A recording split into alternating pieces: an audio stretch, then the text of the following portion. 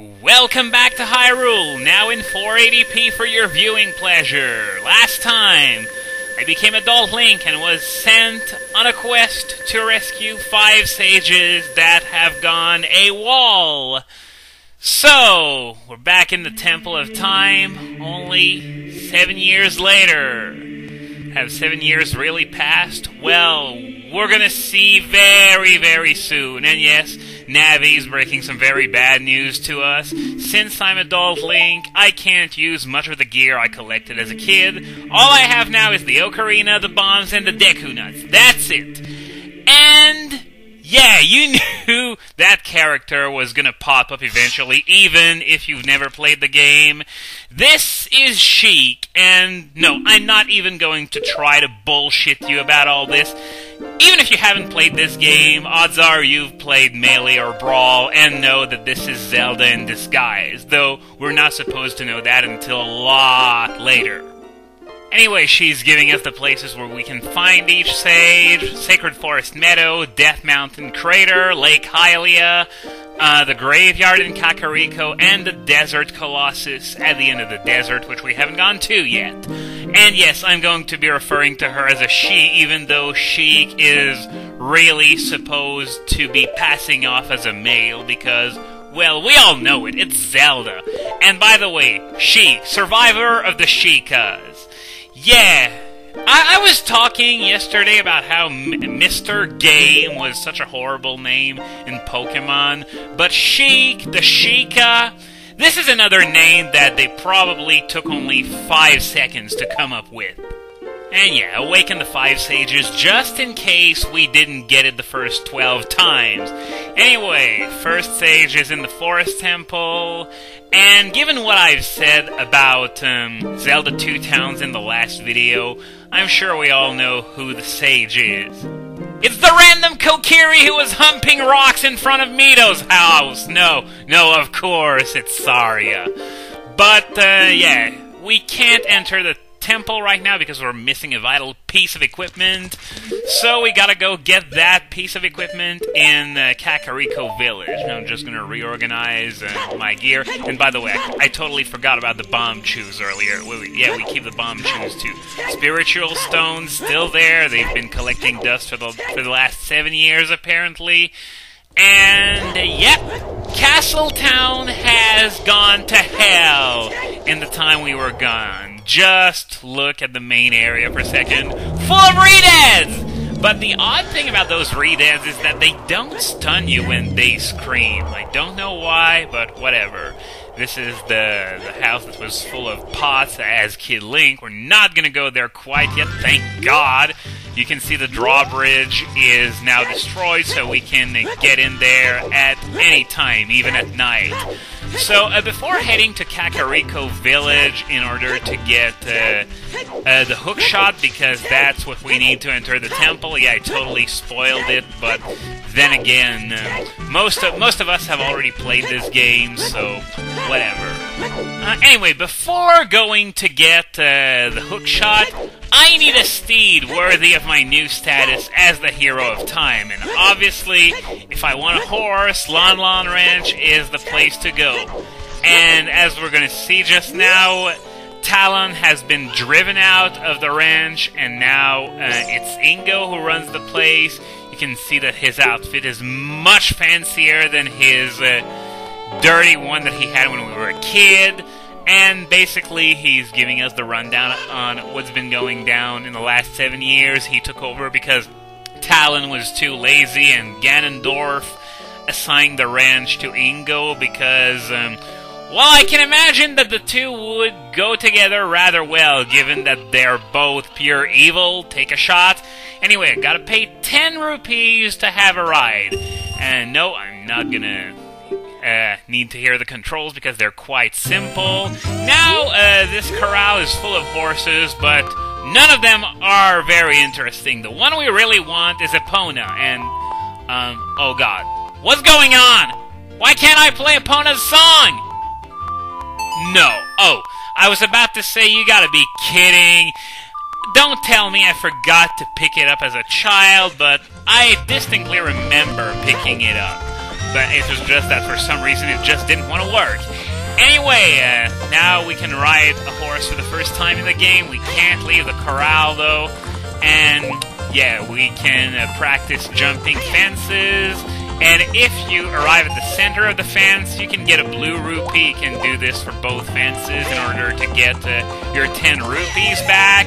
There we go. So now that we're done with that, I'm going to talk to Ingo in order to end the session right now, because, well, I don't want to waste your time just, you know, running around on the horse, especially since I'm restricted to that tiny little place. And now after that, what you want to do, you have to pay him 10 rupees again. So now that you've done that, I'm going to want to play Epona's song again so that I can actually ride Epona. Okay, I didn't have too much trouble this time.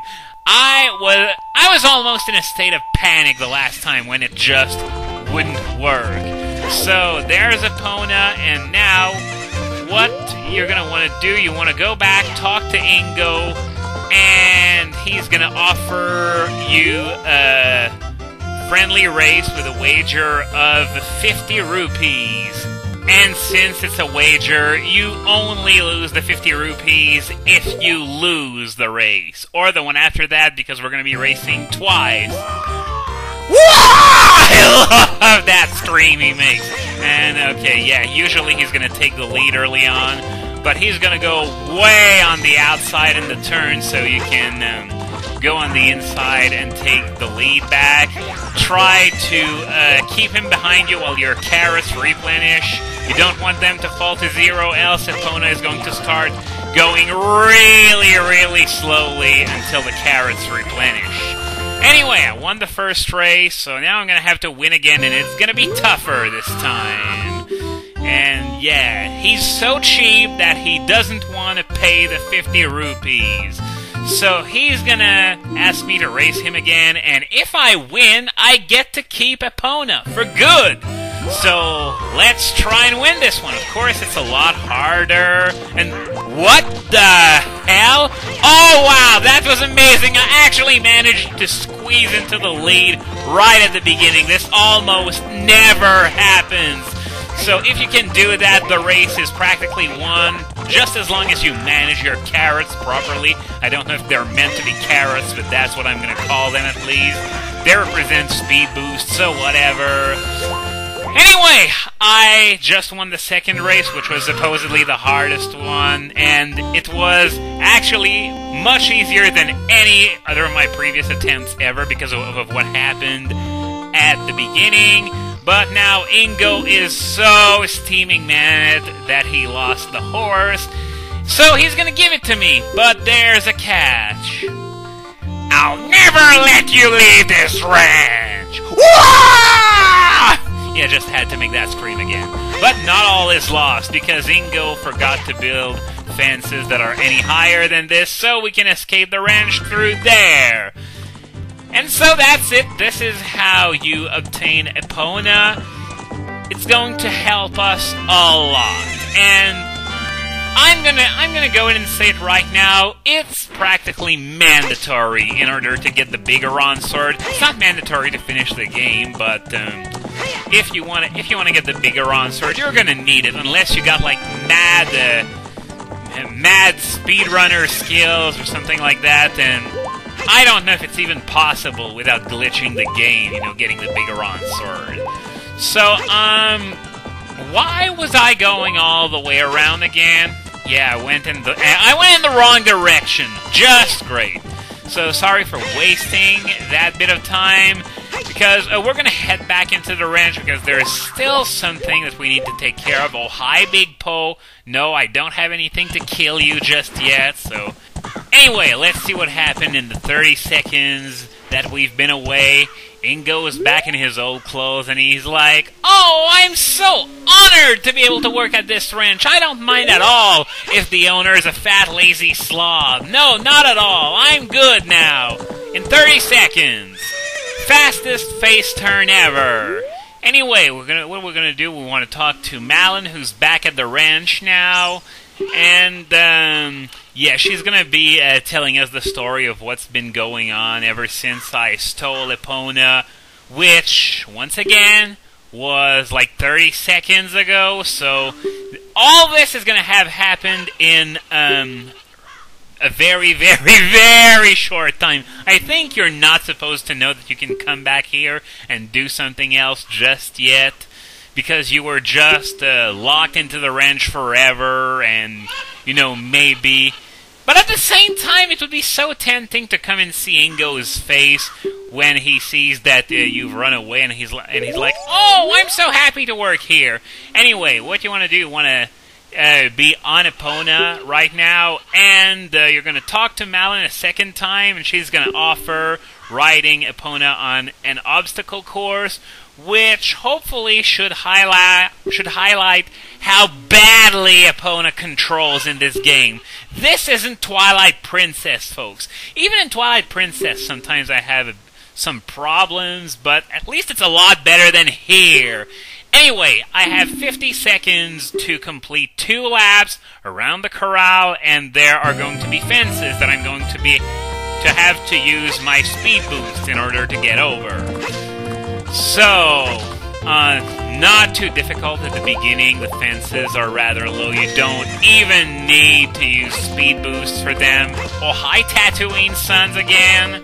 And this fence was particularly high, so you really needed, oh god, oh, great. I failed to manage my carrots properly, and, well, this is what happens. If you want to end the race quickly, just skip one of the fences, then jump over the next or cross the start-finish line, and basically you're being told you failed in big red letters just to emphasize how big of a failure you are. Now, I don't know if many people consider this part of 100% completion, but to me, 100% means 100%. Even if the reward is meaningless and doesn't show up on the quest status screen or anywhere else for that matter, I still want to do this because, well, it's something that I want to show. So okay, so I have, I think one or more 2 carrots than last time, because it's not enough to just go fast and jump over the fences. You have to manage your carrots as well. And something that you may have noticed is that when she says 1 more lap, the clock temporarily freezes for 2 or 3 seconds, and that's what you're gonna have to exploit in order to win at this. I think it's possible to do it in 50 seconds flat without exploiting this, but it's a lot easier because of that. 48 seconds. See?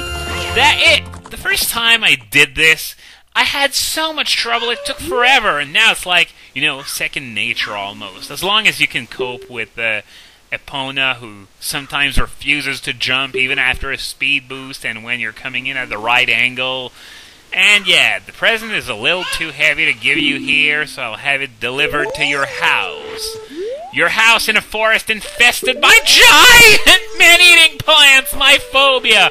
So we're not gonna go have a look at that quite yet, but I'm gonna tell you what it is. It's a cow.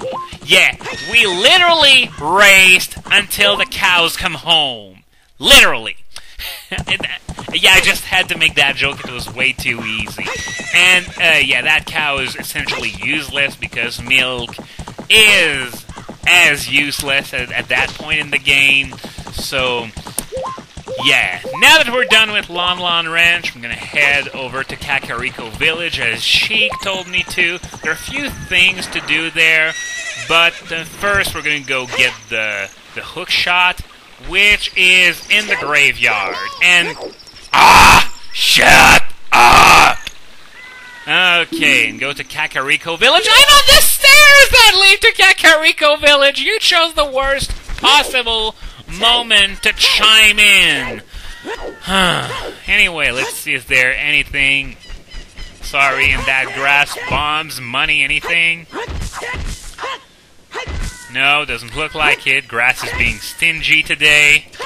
Anyway, I think we're gonna keep the Hookshot for next time. Not that I intended to do it today.